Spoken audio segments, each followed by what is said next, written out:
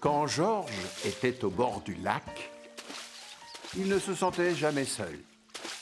Même s'il ne voyait pas les autres animaux, il les entendait.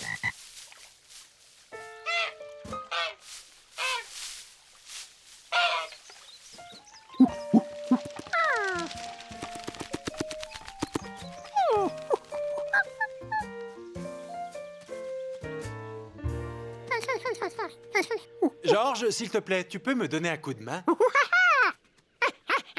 Je prépare une exposition sur les animaux sauvages qui peuplent la région et le petit lézard que j'étais en train d'étudier a brusquement disparu.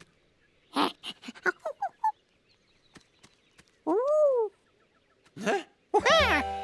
Ah, merci. Alors, cette balade près du lac?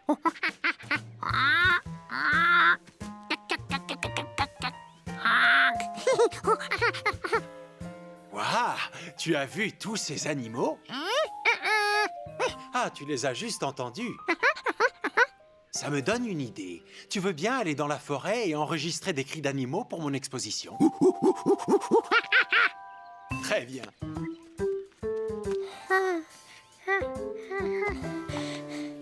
C'est très simple. Tu vas mettre le micro en direction du son à enregistrer jusqu'à ce que tu l'entendes suffisamment bien dans le casque. Alors, tu n'auras plus qu'à appuyer sur le bouton rouge pour l'enregistrer. Et rappelle-toi, plus tu t'approcheras de l'animal, plus le son sera fort. Mais ne t'approche pas trop près non plus.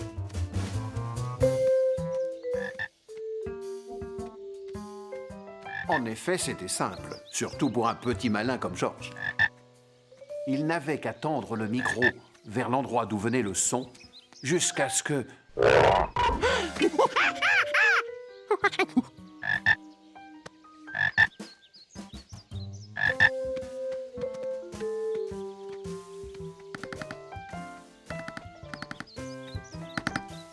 Il aperçut un pivert. Et il crut en entendre un autre. Mais parfois, nos oreilles peuvent nous jouer des tours.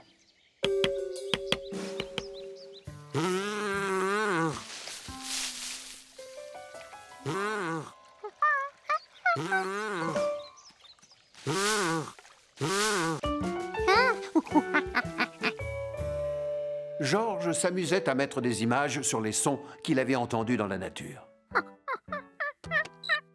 Quand tout à coup, il entendit un bruit, mais dans la maison cette fois.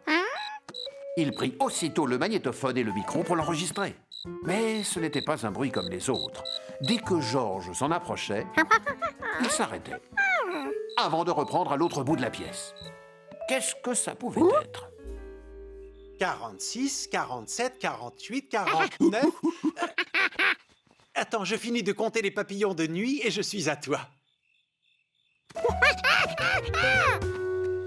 Bon, d'accord, je terminerai plus tard.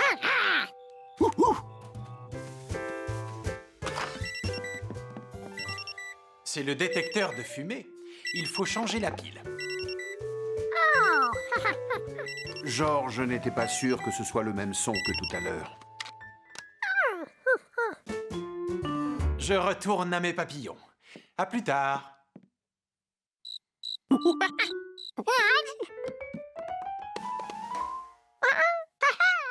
Encore ce bruit? Et cette fois, ça ne pouvait pas venir du détecteur de fumée.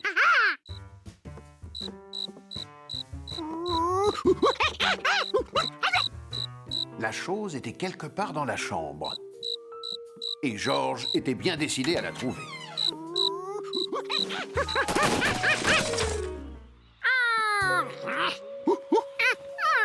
Mais bien sûr, elle avait dû sortir par la fenêtre.